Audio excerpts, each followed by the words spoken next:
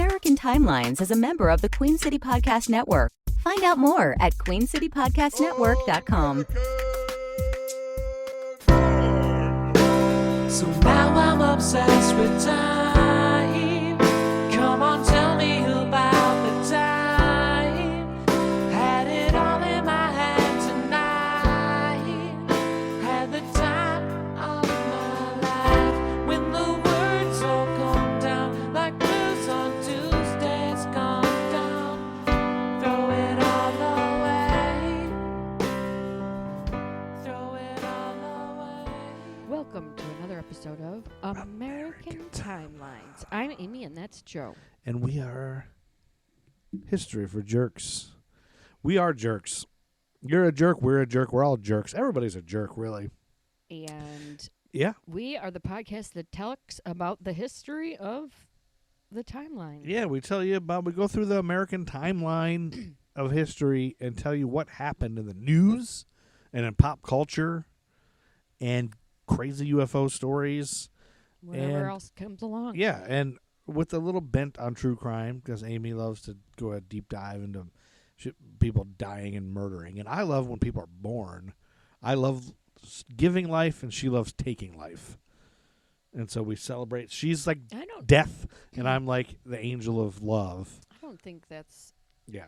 accurate, You're really. like, you're like Statement. the skeleton. All right, with the we are scythe- going to talk about scythe. 1959. Yeah, we are in April and May. Okay. April 1st, 1959 was a Wednesday, and the Navajo Nation Supreme Court came into existence along with a set of district courts with jurisdiction in Navajo territory in Arizona and New Mexico. Okay. Did you know there was a Navajo Nation Supreme Court? No, I did not. I didn't either. And on that same day, a U.S. Air Force cargo plane crashed at Orting, Washington, killing all 4 of the crew on board. Witnesses reported that the C-118 had collided with another object in midair, and the incident had become part of UFO lore. Oh, they think it must crash into a Yeah, UFO? they think, the pilot, Lieutenant Robert R. Dimmick, radioed, "We have hit something, or something has hit us," moments before the crash. Oh, And so it's never been, this is when I told you to look up, Yeah. and you said you couldn't find anything, I guess. So yeah. couldn't maybe find it's, anything you have to about it. take a deep dive or contact MUFON, maybe. So we'll leave that to you, the listeners, to contact MUFON. Because we got to move on to April 2nd, 1959, which is a Thursday, when a super bolt more powerful than an ordinary lightning bolt struck a cornfield near Leland, Illinois, leaving a crater 1 foot deep and breaking windows on homes almost a mile away.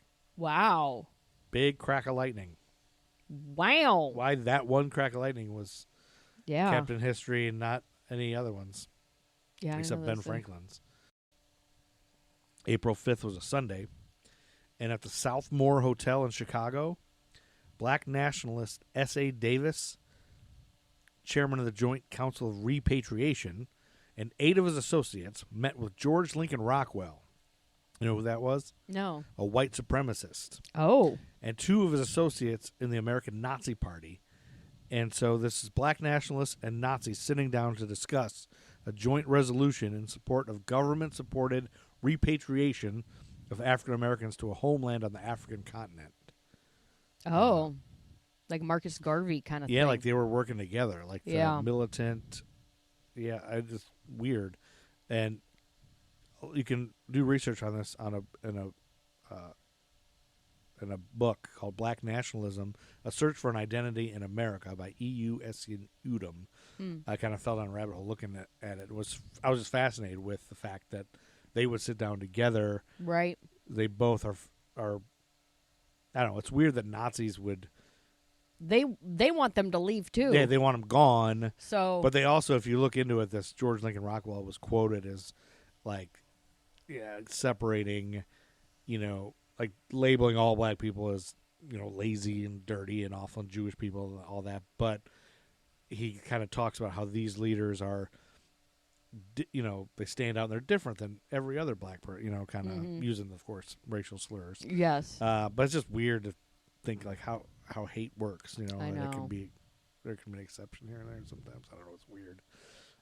It doesn't make any sense racism, really, when you think about it. It's all just Made up. yeah, just Social putting construct. things in Yeah. places where you want it to fit. April 6, 1959 was a Monday. The Academy Awards ceremony took place at the RKO Pantages Theater in Hollywood. Yeah. Gigi won a record 9 Oscars. Did you ever see that? I never did. Including the award for Best Picture. I think I tried to watch it, Mm-hmm. and I was just... I can't remember who's in that. Leslie Caron, Oh, okay. Maurice Chevalier, Maurice Chevalier. Louise Jordan. I think Leslie Caron. So I knew was somebody named... there was people in my school, middle school, called... their last name was Chevalier. Oh. It should have been Chevalier. Chevalier. Ava Gabor was in it. Oh, okay. Hermione Gingold. I don't know that Isabel Jeans. Jacques Bergerac. one. Okay, you can stop now. Excuse me. I don't know. I can't clear my throat. You ever get that? happen? Yes.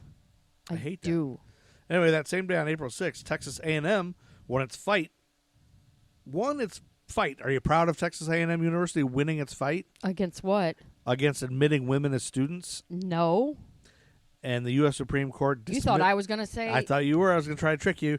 The U.S. Supreme Court dismissed an appeal by 2 women from a state court decision. Dismissed it. Say, nope, they're allowed to keep women out. Oh, my God. Yeah, sorry, babe.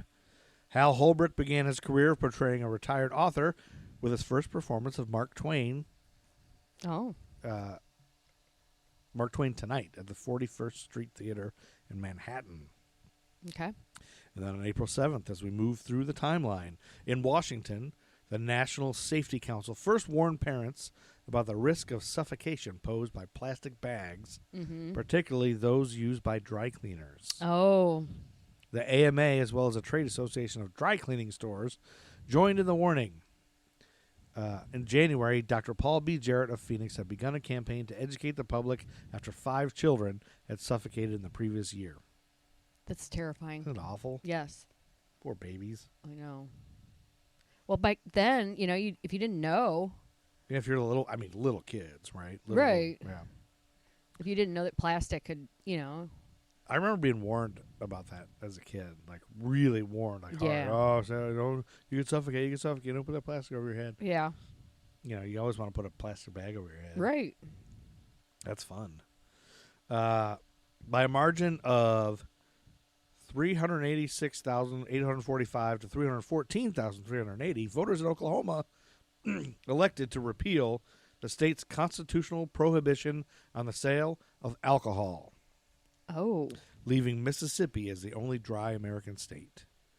Liquor sales began on September 1st, 1959. it was party time.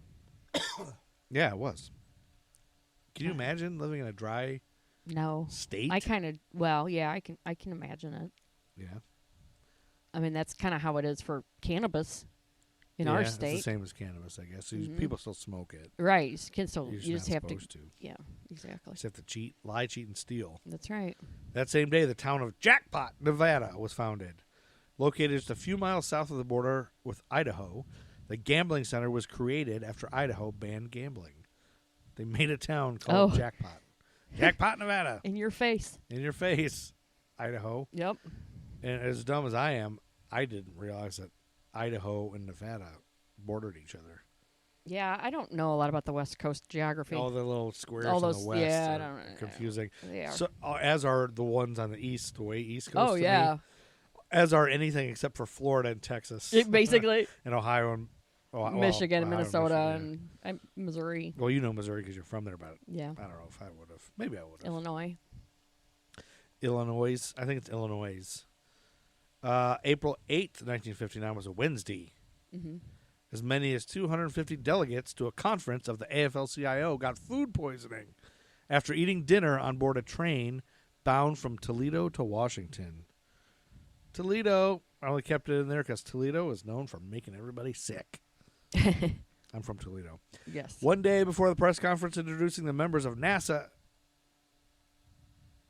Astronaut Group 1, Mm-hmm. USAF test pilot Captain Halvor M. Eckeren Jr., who had been one of the 32 astronaut finalists earlier in the year. They're trying to pick who's going to go into space for the first time. Yeah. He died in the crash of his Convair JF-1068 50 Delta Dart near Indian Springs in Nevada. Oh, So no. that lessened the pool by 1. Yeah, sure did. And that's kind of when they picked John Glenn and all that.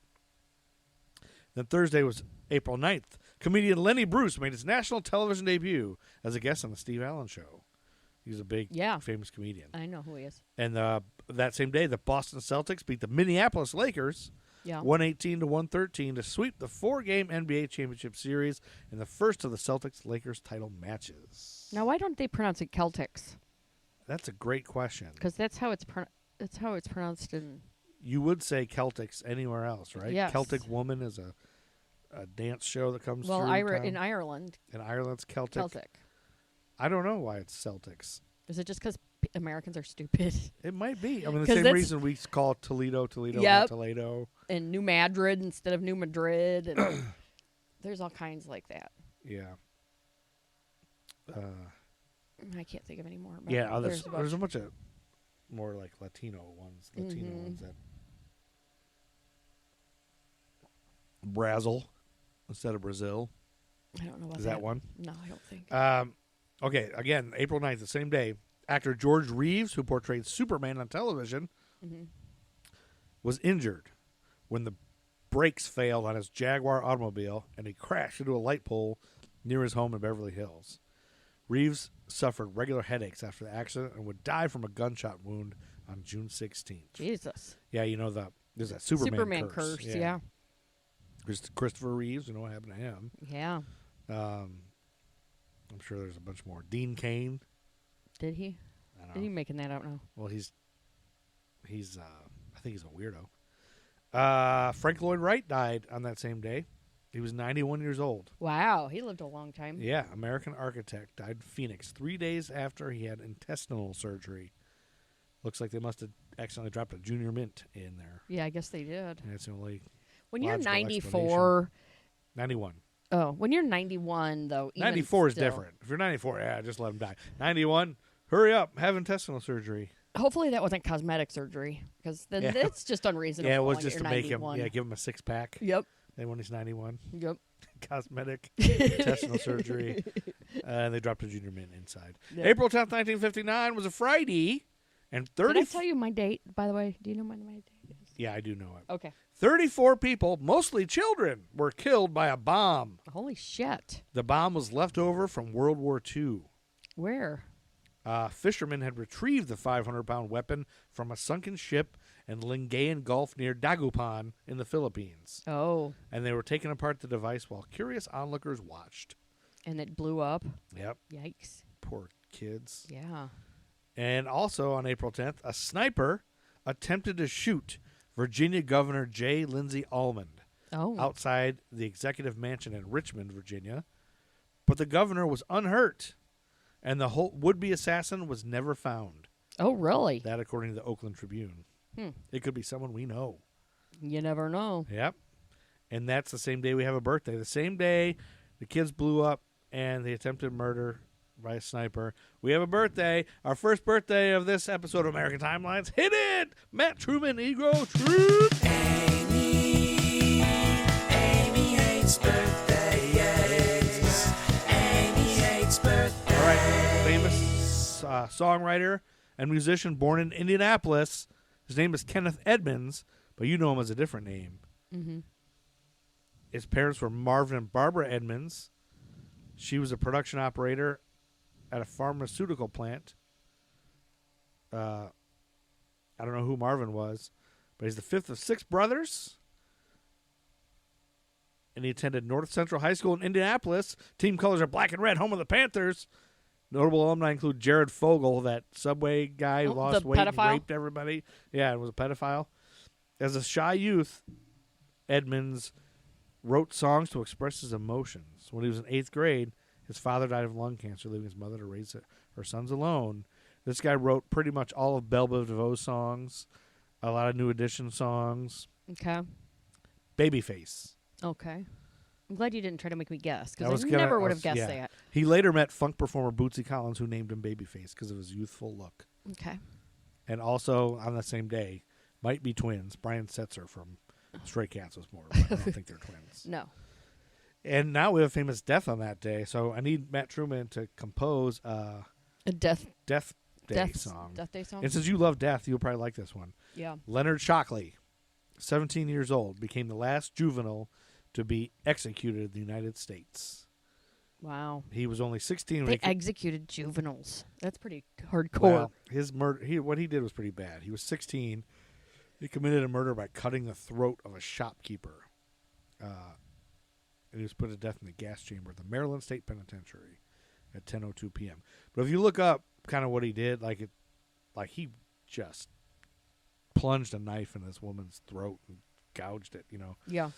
But there's some weird things about it. Like his older brother, who was in his 20s, had just gotten out of jail and was with him, but he was sitting in the car while he did this. Uh-huh. And there's like one time where he says, "No, he was in there with me." So I wonder if his brother kind of put him up to it. But Oh. I'm not sure.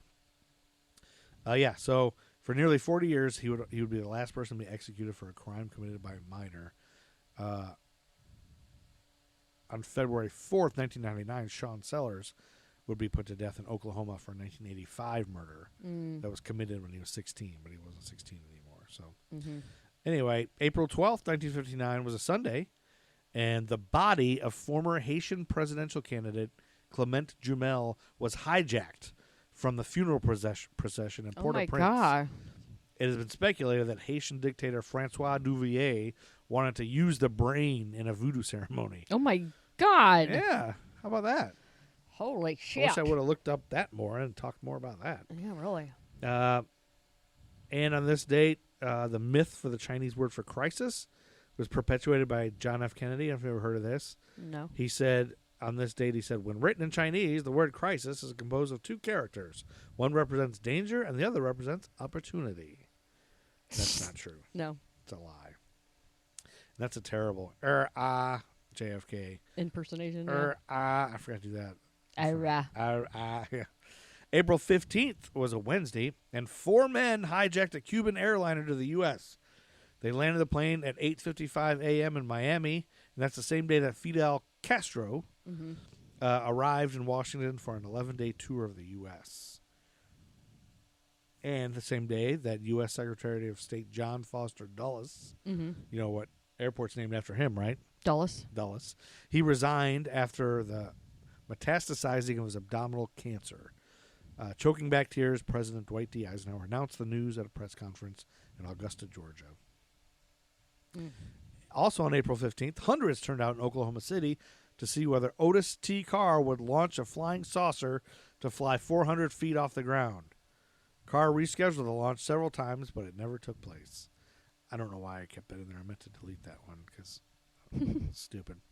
Thursday, April 16th, rioters at the Montana State Prison in Deer Lodge took 16 guards and 7 other people hostage. The disturbance broke out at 4:30 in the morning.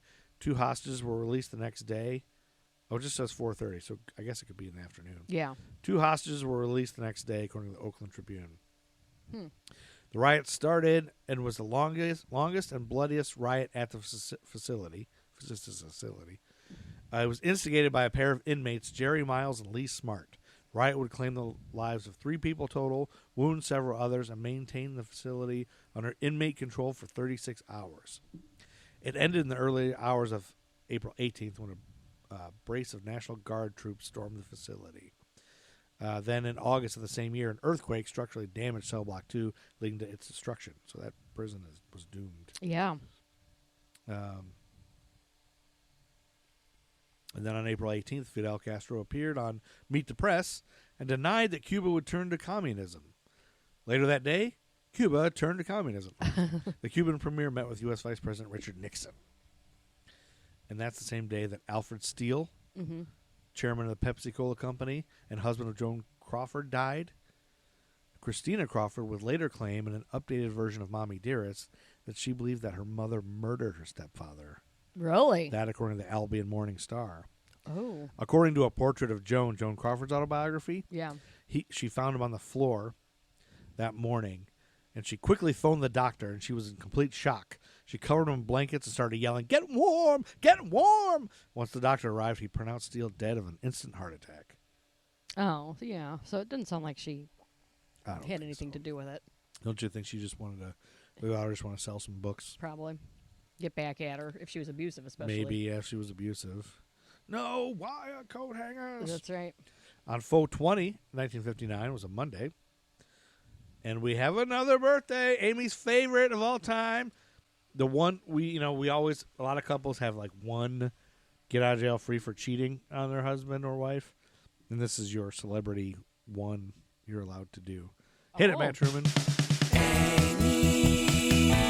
Amy hates birthdays.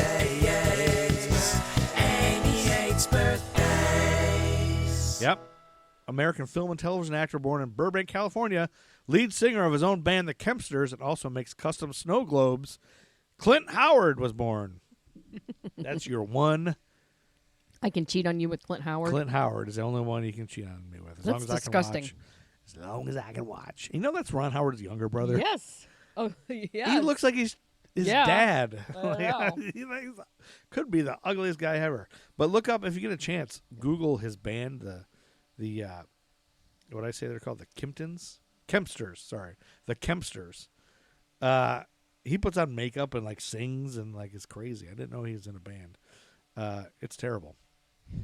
And that same day, we have another death.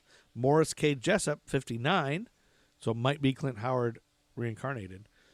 He's an American mathematician, astronomer, and authority on UFOs. He was found dead in his car from carbon monoxide poisoning, an apparent suicide. Although some conspiracy theorists believe that he was murdered because of his UFO knowledge. Sounds like a suicide to me. Well, especially if you talk to his family and you realize that in 1958 his wife left him. He traveled to New York City and his friends described him as being somewhat unstable. Then he returned to Florida, where, of course, that's where everyone goes to kill themselves. He was involved in a serious car accident and was slow to recover, apparently increasing his despondency. Yeah. And he was found alongside a roadside, Mm-hmm. Dead with a hose run from the exhaust pipe into the rear window of the vehicle. Yeah, that's totally. Friends said he was extremely depressed and had discussed suicide for several months. So, yeah, I think Not really a shock. the only reason he got into conspiracy theories was his UFO thing, and it surrounded the Philadelphia experiment. Have you ever heard of that? Yeah. So people thought he was aware, like somebody had Oh. told him about the Philadelphia experiment. Yeah. What was the Philadelphia experiment? I don't know a lot about it. Oh, well, according to I just heard of it. a book, Moore and Berlitz wrote a book, The Philadelphia Experiment, Project Invisibility. It put forward the conspiracy theory that his death was connected to his knowledge of this. And friends interviewed in the same book thought the bizarre letters from Carl Meredith Allen may have initiated a decline in Jessup's mental state, leading to his suicide. So Carl Allen is the one who apparently described the Philadelphia experiment as follows. Apparently a giant ship, a destroyer escort, was successfully made invisible, but the ship inexplicably was teleported to Norfolk, Virginia for several minutes and then reappeared in the Philadelphia yard. The ship's crew was supposed to have suffered various side effects, including insanity, Oh, God. intangibility, and being frozen in place. Oh, my God. So I think that's false. Yes. I wonder what Snopes would say. Yeah, we should look it up on something. I had never heard of that. But Mhm. April 23rd was a Thursday. Wait, was that all on 420? So maybe that's why 420 became the weed day. No, that's because it's the police code for But it weed. isn't really. the Oh, police it's code, not? I don't think. I think that's a myth. Oh, April 23rd was a Thursday. okay. And the press secretary, how do British people say secretary? I don't Secretary? know. I can't say it. Anyway, press secretary for Ernesto de la Guardia, the president of Panama, Mhm. charged that American actor John Wayne was financing an attempt by Roberto Arias to overthrow the government there. Oh. But Wayne dismissed the accusations as ridiculous and noted, Roberto never talked politics, Pilgrim, and I never heard him say anything about overthrowing the Panamanian government. That I'm was not terrible. talking for clapping. I'm not talking for clapping. Yeah, I'm not very good at John Wayne. And that brings us to your thing. On April 25th, 1959, which was a Saturday, Amy's going to tell us about an uplifting, wonderful story, I'm sure. Yes, and we're going to start on February 24th. but the April date is the main event. But we're going to go backtrack just a tad. To February 24th of that same year? Yes. So, on the morning of February 24th, Mack Charles Parker, who was a 23-year-old African-American veteran, he was awakened by Marshal Ham Slade and several deputies. Marshal Ham Slade? Yeah, well, you know, they're in the South, so. So, like, Ham was like a nickname? Mm-hmm. Ham. And several deputies who alleged that he had raped a young white woman, June Walters, the night before. Parker was arrested for the February 23rd rape and kidnapping of June Walters. And she was a pregnant white woman, too, in Pearl River County, Mississippi. So we're in Mississippi. Yeah, deep in the South. Walters reported to the police that the crime occurred on a dirt logging road called Black Creek Ford Road off U.S. Route 11, which was about 7 miles south of Lumberton, Mississippi, where she and her child were waiting alone in a car while her husband, Jimmy, sought help for repairs. Oh, I was about to say, I'm not familiar with this area of the country at all. So specifics. So, their car broke down. The husband got out to go get gas. Yeah, you have to just walk. That's what you have to do when you don't have That's right. cell phones or anything else. So, Charles Parker, vehemently denied having raped anyone. Okay. He, at 23, was in many ways typical young man his age. He had an unremarkable childhood, attended segregated schools, dropped out of high school, and did a 2-year stint in the Army. He also had no criminal history, and friends would later say they never heard anything from him that indicated he might have a propensity towards sexually assaulting someone. Yeah.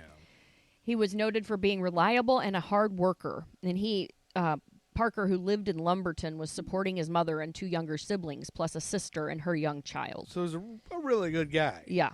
Like many young adults then and now, Parker, along with his friends, liked to go out after cashing their paychecks and have a few beers. Like many men his age, he was not immune to bragging and saying inappropriate things, nor was he totally aware of how his actions or careless braggadocio could affect or impact his life. Bragging, saying crass things, and drinking beer after work sounds like this guy right here.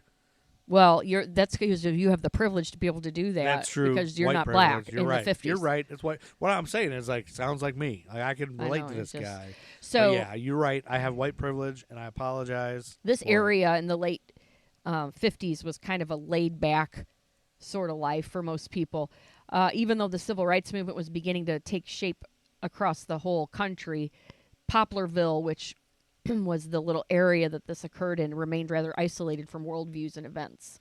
It had a population of a couple thousand. The 50s, you said were laid back for most people? No, I'm talking about this little area that this occurred in. Oh, this area was laid back. Okay. It was like a little, it had a population of a couple thousand. Okay. Little had changed over the years. Nearly half the population lived below the poverty level. Yeah. The residents rarely moved away and fewer moved in. Quiet country living where everyone seemed to migrate toward the center of the town on Sunday after church services was the way of life for most. So there was no doubt that just about everyone knew everyone else. And residents liked things as they were. So children minded their manners, adults addressed one another with informal titles, and the blacks of the county knew where they were allowed, what they were allowed to do, and when to keep silent. So according to... Awful. Yes. According to reports published in the New Orleans Times-Picayune and the Jackson Clarion Ledger, Parker and 4 friends, Norman Malachi, David Alfred, Kurt Underwood, and Tommy Grant, were returning to Lumberton from Poplarville. The 5 men had been to Slim's, an illegal bar which was operated under the protection of the Poplarville City Police. Yeah, there's no good happening at Slim's. It was located in the black section of Poplarville and was known for selling White Lightning moonshine. Oh. As the 5 neared Lumberton, Parker and his 4 companions spotted a Dodge sedan broken down on the side of the road. Okay. Assuming the car was abandoned, they stopped. Parker got out and shone a flashlight into the car. Upon recognizing a white woman in the car, Parker returned to his brother's Chevy sedan and left. As they left the scene, Parker allegedly turned to his friend and said, "Why don't we stop and get some of that white stuff?" Telling him he was crazy, the 4 men told Parker to take them home. According to local law enforcement officials, before the woman's husband could return to the disabled car, according to her, Parker returned, kidnapped her and her 4-year-old daughter, Debbie, at gunpoint, and took them to Black Creek Ford Road where he raped her. Walters was clear that a black man had raped her, but she was unable to state with certainty that Parker had been the assailant. Her description of a middle-aged man who was 5'10" and 160 to 170 pounds did not fit the young Parker, who weighed more than 200 pounds. Okay. Walters picked Parker out of a lineup, but she later recanted this identification. Huh. So Kurt Underwood, Parker's brother-in-law, who was there that night, disputed this version of events. So there was an intensive manhunt. Then Lumberton police were informed by David Alfred's father, who was a local Baptist minister, that Parker was the one they were looking for. So they arrested him. How did he know? I wonder. I don't know. It's that part is kind of confusing. Iffy. So he was arrested about 10 a.m. at his home. He was beaten by Slade and his deputies, to the horror of his mother, Mrs. Eliza Parker. His screams could be heard several houses away. He vehemently denied having raped anyone. And that doesn't matter to those bastards.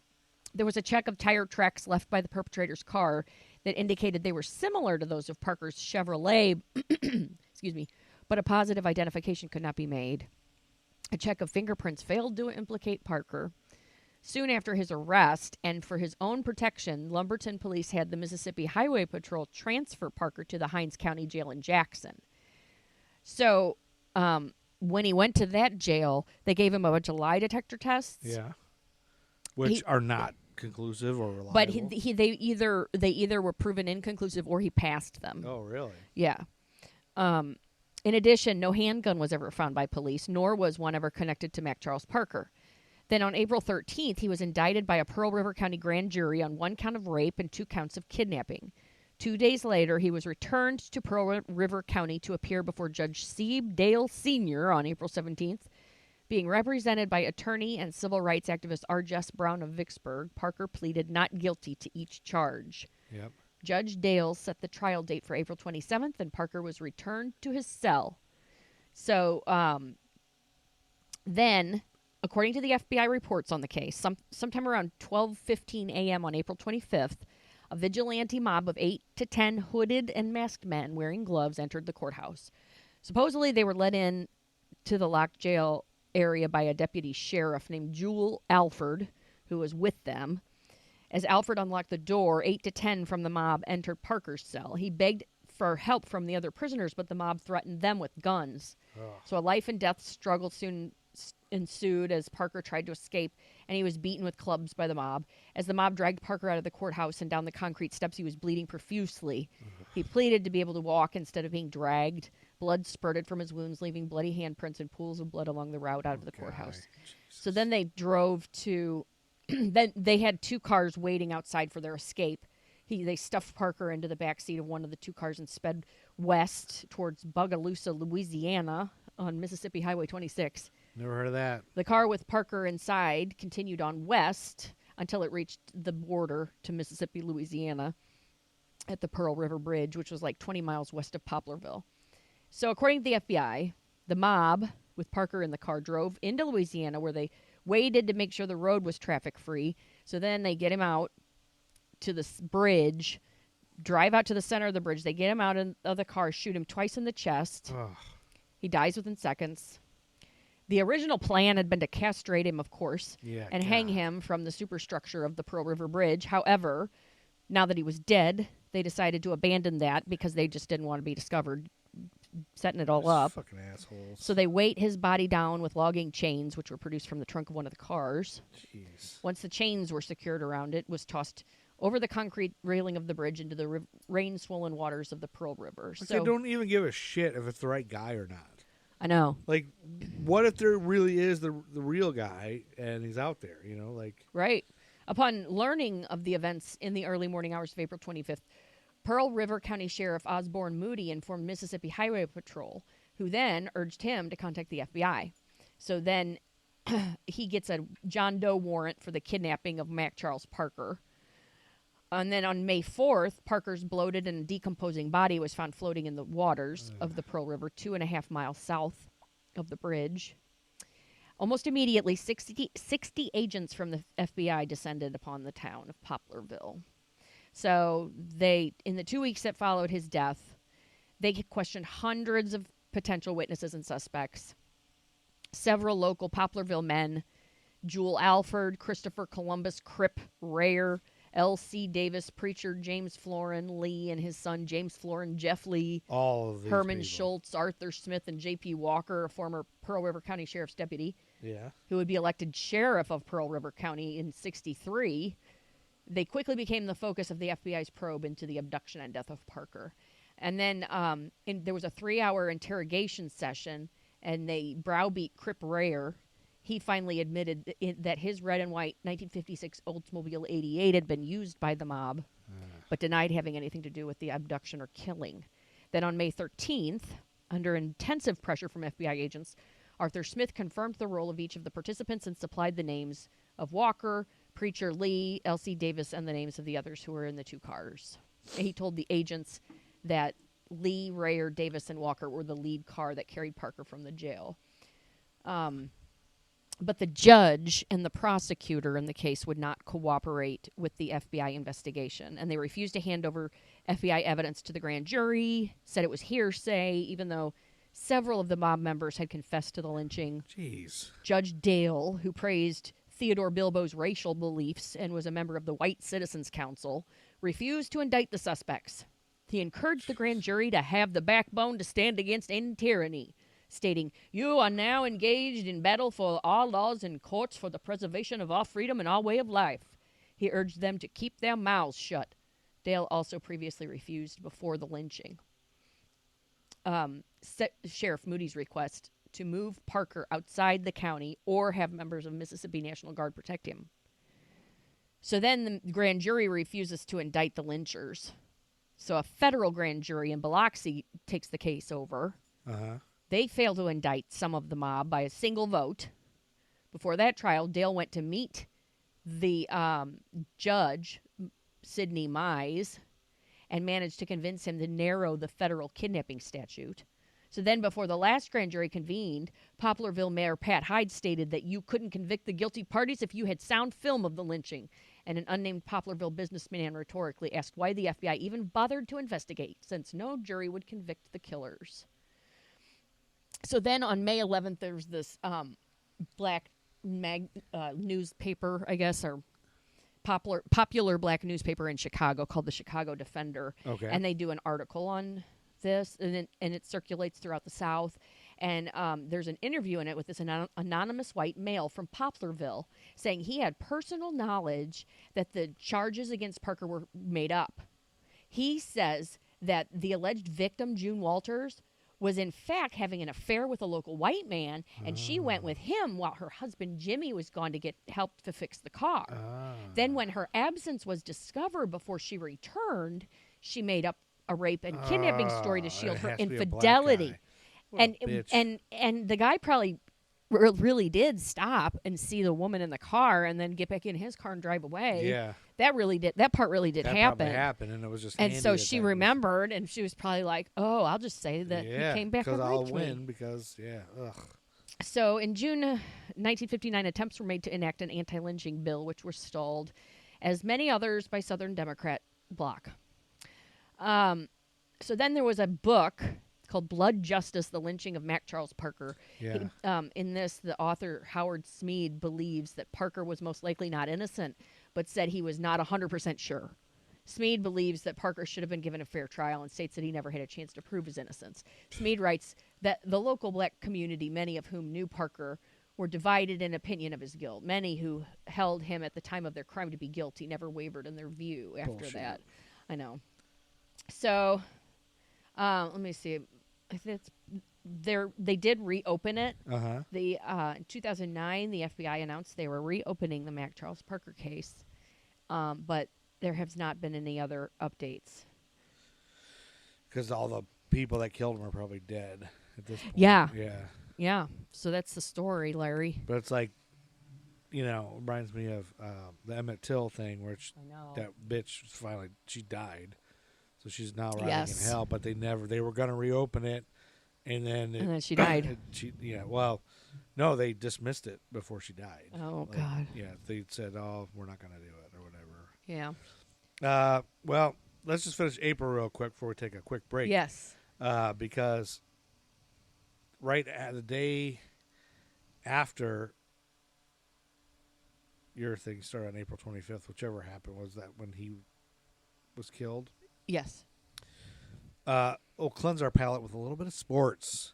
A funny, well, not a funny thing, but kind of funny. It was Sunday, April 26th, 1959. Reds pitcher Willie Schmidt became the first Major League Baseball player to be hit by a pitch twice in the same inning in a game against the Milwaukee Braves, once by Lou Burdett and once by Bob Rush. Later, he was struck by a line drive hit by Johnny Logan. So the guy got hit with the ball 3 times in one game. Jeez. Only 2 other major leaguers have repeated the result, Frank Thomas of the Mets in 1962 and Brady Anderson in 1999. Got hit by 2 pitches in the same inning. That's crazy. Usually if you get hit by a pitch, you charge the mound, bruh. Oh, really? Knock that motherfucker out. Oh, I don't know about that. That's what I do. You don't hit me. If you hit me with a pitch, you're getting taken out, bruh. You know, Wrestling that's probably why you style. don't play baseball. Oh, I'll give it. I did. In high school, I played one You year. did? My senior year, I couldn't hit or catch, but they put me in a pinch run sometimes Oh my God. because I could run. And I really only made the team because I was funny. Right. They wanted a funny guy in the dugout. Anyway, then we'll start May in a second. But let's take a quick break Yes. and listen to these advertisements, and I can get a fresh beer. Hey nerds, check out the Gruff and Loud show on YouTube. You got a kid. That's what you think. I forgot to tell you. Remember that time you banged Shannon Doherty? You You got her pregnant. You got her pregnant, bro. Kid's 26 now. Well, I'm glad. The kid's probably doing all right. No, he's not. He needs you. He needs a father. Well, I was a donor, not a father. No. He needs a real father to step up and teach him how to fish. Well, And if that's you can not- teach him how to fish, you will have successfully raised him. You have 30 minutes. Here he is. Ah! Teach him how to fish. 30 minutes. Minnows work better than worms. Oh, you did it.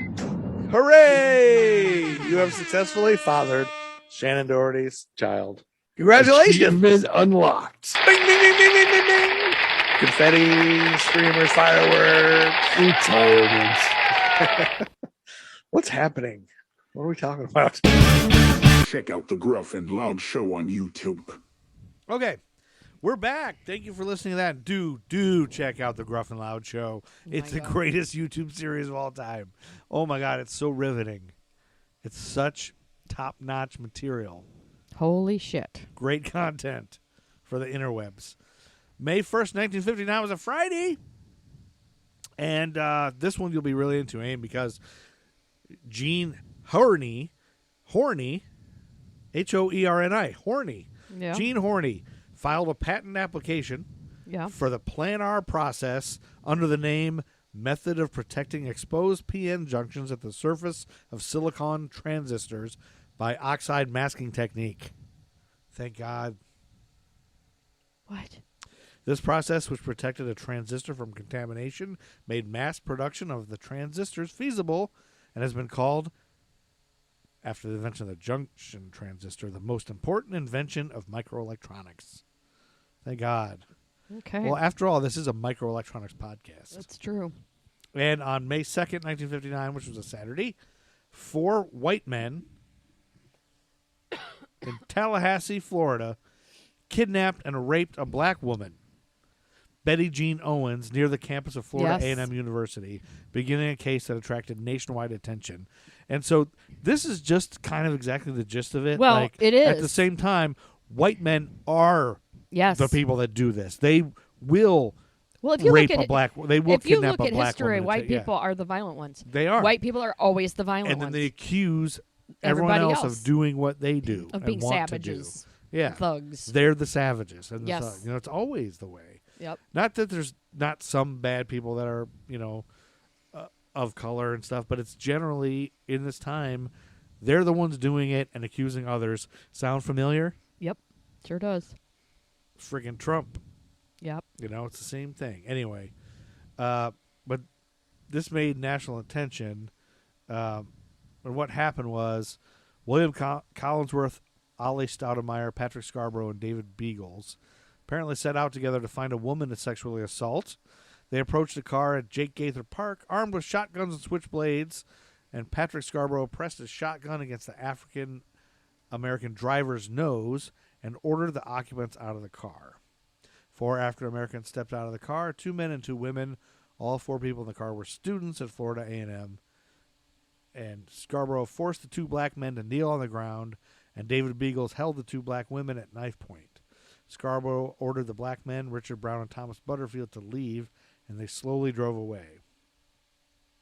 This according to Danielle McGuire's book, At the End of the Street, Black Women, Rape, and Resistance, a new history of the Civil Rights Movement from Rosa Parks to the Rise of Black Power. That's a long title. It's a long title. But the 2 black women left at the hands of the 4 white men were Edna Richardson and Betty Jean Owens. Edna Richardson broke free of the men and ran into a nearby park, leaving Betty Jean Owens alone with her attackers. Yep. Beagles promised to release her only if she did what they wanted her to do. That, according to it was like all of us had been raped. Sexual Violence, Community Mobilization, and the African American Freedom Struggle, also by Danielle McGuire, in the Journal of American History. They drove her to the edge of town and subsequently raped her 7 times. Oh. Edna Richardson and the other 2 male students were able to make it back to their car and went to the local police station to report what had happened to them. The officer on duty that night happened to be a 19-year-old intern, Joseph D. Cook, Jr., and to the surprise of many people, he called for backup and searched for Owens. That was surprising and unbelievable that happened. Yeah. And if it wasn't him, they probably wouldn't have cared. Yeah. Sadly. The officer spotted the assailant's car, and a chase ensued. Eventually, the men pulled their car over, and the muffled screams of Owens could be heard from the car. She was bound and gagged on the backseat floorboard. Oh. Again, according to Danielle McGuire's. They were going to kill her. Oh, of course. Yeah. The 4 men were then arrested and taken to jail. If they hadn't found her, she'd be dead. The 4 men did not take their arrest seriously, and they joked with each other on the way to jail. All 4 men confessed in writing to have abducted Owens at gunpoint and raping her because they thought, well, who cares? Who cares? I'm not going to get in trouble for this. Ultimately, an all-white jury convicted the 4 men. Good. And on June 22nd, Judge W. May Walker sentenced them to life in prison. Really? Yeah.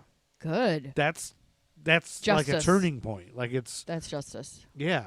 It's amazing that, Yeah. I mean, justice would be shooting them in the balls. Yeah. But that's unheard of in this time period. know. But it's 1959. We're starting to get to the civil rights movement. Like, it's at least some little bit of hope, even though this was an awful story. At least there's some justice for once. Isn't that sad that that's surprising? That it's surprising that they. But look, they just laughed and joked about it and completely confessed because they thought there'd be no consequences. Repercussions, yep. Yep. That same day, Jerry Unser Jr. was fatally injured while practicing for the Indianapolis 500. His car struck a retaining wall at 133 miles an hour and burst into flame, and he died 15 days later after from his burns. He lived for 15 days? Yeah, suffering with burns. Wouldn't that be awful? I'd be like, kill me. But because of this, Indy racing officials required all drivers to wear fire-resistant suits in practice and in competition from then on. I guess so. May 4th, 1959 was a Monday, and the first ever Grammy Awards were bestowed by the National Academy of Recording Arts and Sciences at a ceremony held at the Beverly Hilton Hotel in Beverly Hills. The music from Peter Gunn by Henry Mancini was Album of the Year. Domenico Modugno's Volare was Song of the Year. The Champs Tequila won the award for Best Rhythm and Blues Performance. Oh. And do you know how they get the name Grammy? No. I never knew this. I feel stupid for not knowing this. It's an abbreviation for the Gramophone Award. Oh. So dumb. If I would have known that when I was younger, I would never get Grammys and Emmys mixed up and Oscars and all that. The Gramophone Award, you dumbass, Joe. Anyway, it's interesting to know that Tequila won one of the first Grammys. The first Grammy won by Tequila. Yep. Pee Wee Herman. Okay, on a day, more civil rights news. When I come across an important person in the civil rights movement, we only hear about Malcolm X, Martin Luther King. Yeah. I like to bring them up, especially if they hit close to home. And we're here in Union County, North Carolina, Waxhaw. So I'm going to talk about a man named Robert F. Williams, who is from Monroe, North Carolina, where I love to drink beer. There's delicious beers there. On a day in which a white man was exonerated from charges of a rape of a black woman, and a black man convicted of rape of a white woman, Robert Williams of the NAACP declared in Monroe, North Carolina, "We must meet violence with violence." According to ncpedia.org, Robert F. Williams was an American militant civil rights leader who served as the president of the Monroe, North Carolina chapter of the NAACP. In the 1950s and early 60s, Williams identified as a black nationalist and advocated for armed self-defense and the struggle for civil rights. Although this put him at odds with some of his contemporaries, such as MLK Jr., his stance allied him with other black activists who advocated for this method of active and at times violent resistance, including Ida B. Wells, W.E.B. Du Bois, and Robert Moton. He is also known for his publication Negroes with Guns, published in 1962, and his actions, thinking, and writing on the subject of armed resistance were revolutionary and anticipated and contributed to the Black Power movement that grew in the late 1960s. So he was born in Monroe, North Carolina in 1925 to Emma Carter and John L. Williams. His dad worked for the railroads. Growing up, his grandparents practiced armed self-defense, and he received his first gun as a young boy. Now, living in this area, people love guns down here. Like, it's a gun thing, so it's not... I'm not a big advocate for violence with guns and everything, but everybody's got a gun. And if there's any kind of trouble in civil rights, you bet the KKK's got guns. Yeah. So he would need it. Yeah. When he was about 11 years old, he witnessed the violent beating of a black woman on the street in Monroe, North Carolina, by a policeman named Jesse Helms Sr. And Helms beat the woman. I bring up that name because his descendants are still here. Like, our bank. I just walked out of our bank today, and Jesse Helms is like one of the main people in the bank here. Yeah. So they're still around here. It's like locals, Helms Sr. was the father of future U.S. Senator Jesse Helms Jr. But there's one of these Helms. And he was beating a black woman in the street? Yeah. My his God. father was. Oh, Jesus. Along with many other black Southerners who would migrate from the South in search of jobs and a better life, Williams moved north during World War II. He lived in Detroit for a time, witnessing the labor and racial unrest there. He was drafted in the war effort in 1944 and spent a year in the Marines before the war ended. Following the war, he returned home to Monroe, and he married Mabel Ola Robinson, a civil rights activist, and the couple had 3 children. In 1955, he's probably got relatives that still live around Could here. be. He joined the Monroe branch of the National Association for the Advancement of Colored People, becoming the branch's president the following year. Aware of the increasing threat to activists and black citizens, he obtained a charter for a local chapter of the National Rifle Association. From there, he formed the Black Guard, bringing black military veterans into the group, and the Guard received training and weapons from Williams to help protect and defend Monroe's black population. Yeah. Williams taught his wife Mabel to shoot, but in general, black women were not taught how to shoot despite their insistence. During that time, the group had open armed conflict with the KKK. During the 50s and 60s, Williams and other major civil rights advocates such as Bayard Rustin, who I talked about in a previous podcast, MLK Jr. and A.J. Musty, I don't know, they debated civil disobedience and armed self-defense. Williams claimed that while nonviolence was powerful, its triumph depended on the adversary. King saw the advantages of armed self-defense, but argued nonviolence demanded greater self-control and courage. In the late 50s, Williams' position in the NAACP was suspended for his advocacy of violence, but he also butted heads with King on issues of leadership tactics. So in May 1961, Williams sent King a telegram insisting King ride with the Freedom Riders and physically participate with fellow protesters. In August of the same year, the Freedom Riders passed through Monroe, determined to demonstrate the effectiveness of civil disobedience and challenge segregation laws. With hostile white observers gathering, the The riders called for the aid of the Black Guard. 2 weeks into their protest in Monroe, a mob of white supremacists attacked the riders and caused violence in the local neighborhood. During the fighting, a white married couple drove into the chaos. Williams rescued the white couple and let them stay in his house. And then white police authorities misrepresented the rescue and charged Williams and others with false claims. I of knew that was kidnapping. going to happen. You know it, yeah. The minute he helped a white person. Despite the fact the couple didn't report any kind of abduction after they left his house. So then he was facing a kidnapping charge and possible violence. How did I know? How did he Yeah. fucking know? Yep. Williams and his family left Monroe and the country for exile, first traveling to Cuba, seeking safety from the Klan. Williams didn't stop his activism during his stay in Cuba, though. He created and narrated Radio Free Dixie, which aired in the U.S. and Canada, a show that included jazz, blues, and commentary on the American government. That's when he also wrote Negro with Guns and published a pamphlet, The Crusader. 5 years later, he traveled through Asia and Africa, speaking out against racism, colonialism, and the Vietnam War. And then they returned to Michigan in 1969, where Robert Williams was immediately arrested and extradited to North Carolina to face a kidnapping charge. But the case was finally tried in 1975, and Williams was acquitted when the state of North Carolina dropped the charges against him. So following his return to the U.S., he didn't take up leadership in the Black Power movement, despite the movement's promotion of armed self-defense. Then he passed away in Michigan on October 15, 1996 from lymphoma.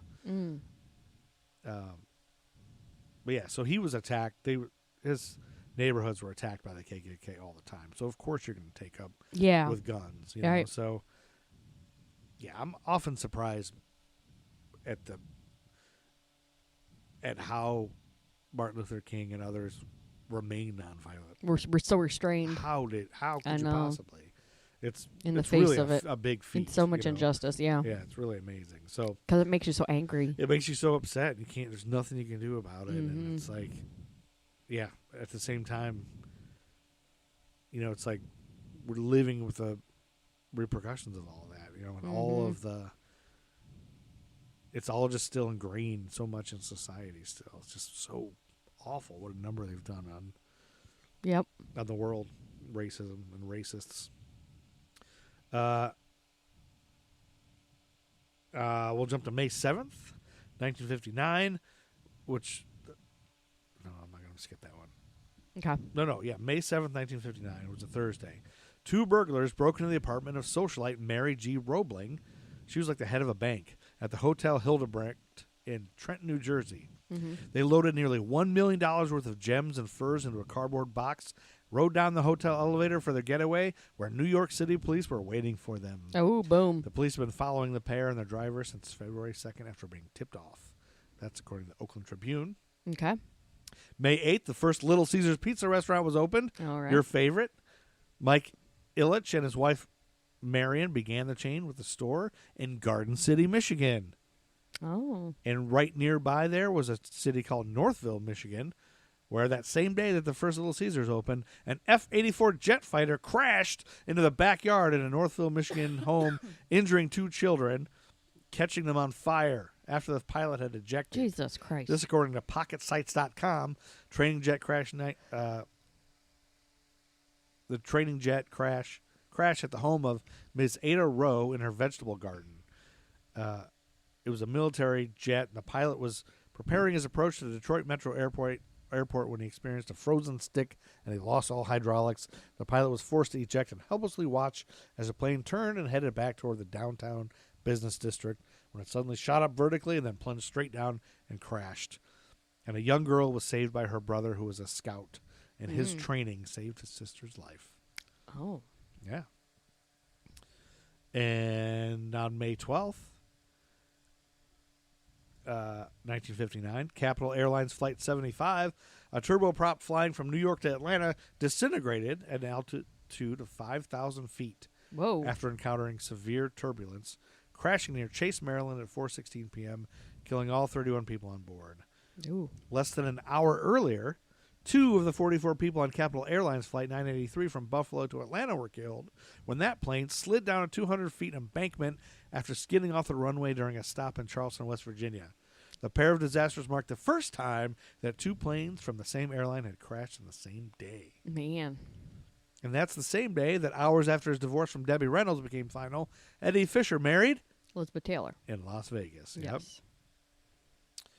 And on May 14th, 1959, U.S. President Dwight D. Eisenhower attended the groundbreaking for the Lincoln Center in New York City, which Okay. was witnessed by a crowd of 12,000. Lincoln Center is now around. Mm-hmm. And then on May 19th, we got a May birthday. Hit it, Matt. Truman Ego Trip. Amy hates birthdays. Amy hates birthdays. Okay, this guy I might be able to convince. You might be able to convince me to sleep with this guy too, babe. Mm-hmm. He's an American actor, Mm-hmm. born in New York City. His mother, Rosina, was a typist and house cleaner, while his father was a bookbinder who was born in New York and raised in Paris. When Pinchot was 2.5, his family moved Bronson to South Pasadena, Pinchot. California. Bronson Pinchot. Jeez. He graduated. He's a genius. He graduated at the top of his class from South Pasadena High School. Mm-hmm. Team colors black and orange. Home of the Tigers. Notable alumni include Allison Brie and Hilary Swank. Went to the same school as Bronson Pinchot. Mm-hmm. He earned a full scholarship to Yale University. After graduation, a casting director discovered him, which led to his film debut. And you know what his debut was in? Risky Business. Oh. And I've mentioned this probably before on a podcast episode, but I have a 6 Degrees of Separation connection to both Perfect Strangers. Oh. I was in a play with one. I was in the same play. One guy in this play in Chicago had been in a play with Bronson Pinchot, and the other guy had been in a play with Mark Lynn Baker, who plays Cousin Jeez. Larry. So I am just one step away from both Perfect Strangers. And I asked them both. I was like, hey, what are they like? Are they nice people? One was a dick, and one was a nice guy. You want to guess which one's the dick? Bronson Pinchot. Yep. Yep. Bronson Figured. Pinchot's an asshole, allegedly, according to a guy who was in a play with him. Yeah. And Mark Lynn Baker is pleasant. So there you go, Mark Lynn Baker. Congratulations on not being a dick. All right. We got a lot more or Nope, what? couple Okay. more, just a couple more things. All right. May 23rd, 1959, a 2.5-year-old boy in Hazelwood, Missouri. You know where Hazelwood, Yeah, Missouri that's- is? yeah, That that's- close to where you were? Yeah. Oh, maybe you were around for this because you were alive in the 50s. Fuck you. A 2.5-year-old boy was attacked and killed by a pack of at least 5 dogs. Yikes. 6 weeks later in Novinger, Missouri. Do you know where that is? No. On July 3rd, another 2-year-old boy would be killed by dogs. Jeez. What is Missouri, the home of killing boys by dogs? I guess it is. May 26, 1959 was a Tuesday. Harvey Haddix of the Pittsburgh Pirates did what no other baseball player had ever accomplished by pitching a perfect game. No hits, no runs, no errors for 12 innings in Milwaukee. But Milwaukee Braves pitcher Lou Burdett was also hurling a shutout, and the score remained 0-0 going into the 13th inning. And then Felix Mantilla reached first base, and the Braves went on to win 1-0. Haddix, who almost sat out the game because recovering from the flu, said later he knew he was pitching a no-hitter but didn't realize he had a perfect game going until that moment. Also, in fiction, May 26, 1959 is Sally Brown's birthday, Charlie Brown's little sister. Oh. Boom. Okay. So she's 60-something. Yeah. And then on May 28th, 1959, Thursday, in sad news Amy will hate, 2 female monkeys became the first animals launched by NASA into outer space and returned safely to Earth. I don't care for that. Yeah. They were safe. I'm That's true. sure they were unharmed. They're probably scared out of their minds. Yeah, they probably drove them nuts. Yep. And then on May 30th, which is a Saturday, Louisiana Governor Earl K. Long voluntarily entered a mental hospital in Texas and spent the next 4 weeks fighting efforts to have him committed. He was known as Uncle Earl. He connected with voters through his folksy demeanor and colorful oratory, and he departed from other Southern politicians of his time in Louisiana by promoting a progressive agenda, expanding school lunch programs, teacher pay, public work projects, and minority voting rights in Louisiana. That would be great. It'd be great to have a little bit of. But they had him Anywhere. committed because of, basically probably because of that. Yeah. His sometimes erratic behavior, including a liaison with the New Orleans stripper Blaze Starr, did not affect his electoral success. People still voted for him anyway. Oh, I think that's the subject of that book. What book? Midnight in the Garden of Good and Evil or something. Oh, is it about him? I think. Well, he was well known for his eccentric behavior, leading some to suspect that he had bipolar disorder. In his last term in office, his wife, Blanche Revere Long, and others attempted to remove him on the grounds of mental instability. For a time, Long was confined to the Southeast Louisiana Hospital in Mandeville, but his legal advisor, Joseph A. Sims, was said to have rescued Long from the institution. Long was never formally diagnosed with any mental disorder, and commentators have speculated that political opposition may have led the effort to prove him mentally incompetent, including his wife, who resented his connection with the stripper star. Right. And then he had a severe heart attack in 1951, and in later years he was alleged to have suffered strokes, resulting in further mental impairment. And some have speculated that he may have suffered from dementia in his last days. And so I guess you would think anybody who's up for civil rights in Louisiana in the 1950s, I know. you probably assume they're nuts, but it's the way they should be. And that's all we got. That's all she wrote. All right, baby. Well, So that's good. Midnight in the Garden of Good and Evil. I don't know. Did you say it was Savannah? It's Louisiana. Oh, no. Then I'm wrong. Oh, I'm totally wrong. okay. There's something, though. I think there's a movie called Blaze, maybe? Called Blaze Maybe? I don't know. about Earl K. Long. You have to look and see. I'll have to see if there's a movie about Earl K. Long. Movie about Earl K. Long. Blaze. Yeah, I knew there How'd was you know something. that? Blaze from 1989 stars Paul Newman as Governor Earl Long. of Yeah. Louisiana. Shit, I never heard of that. Now I want to watch it. You saw it? Yeah, but I don't remember. Did you see it on a date with another man No. back in 1989? No. I wasn't dating yet in 1989. You weren't? Could you I dunk a don't know. basketball in I don't think 1989? so. No, I don't think that's ever happened. How's All it- right. It's time to get out of here, Chuck Berry. Oh, yeah, Chuck Berry, get out of the bathroom. Get the fuck out. Thanks for continuing to listen to our podcast, ladies and gentlemen. We only have 150,000 episodes to go. 4 episodes if we're going to just finish up the 50s. What? Only 4 episodes left. For Oh, the that's 50s. true. Yeah. And then we're going to switch it up. And Yeah. talk about, we're going to turn this into a Pointer Sisters podcast. All right. I'm where we just leaving. talk about the Neutron Dance the whole time. Thanks for listening. Neutron Dance. Love you. I love you. I can't wait for Friday night, so I can go out on the weekend and ruin my life. I'm gonna drink and drive and crash my car. I'll tell the policeman that I'm a star. Yeah, 'cause you and me, we're birds of a feather. Yeah, we only like the bands who worship the devil. Yeah, you like to drink the blood of the goat. Now, baby, I can tell. So take my hand, let me lead you down the hell.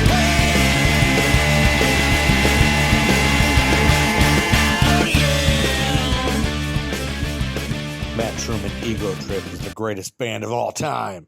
Buy their music.